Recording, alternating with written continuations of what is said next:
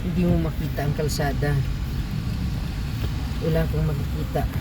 Akala mo kung nasa ibang planeta ka na, kasi hindi mo makita kung nasaan ka. Kaya kailangan dahan-dahan lang, kasi hindi mo makita ang nasa paligid mo. Ganyan ang winter dito, wala kang makita, as in total halos isang ano lang ang ano mo,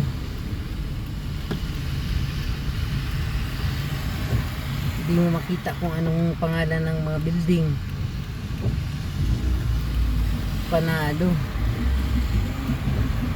Mag alas 11 na yan ng tanghali, pero ganyan pa rin ang fogs.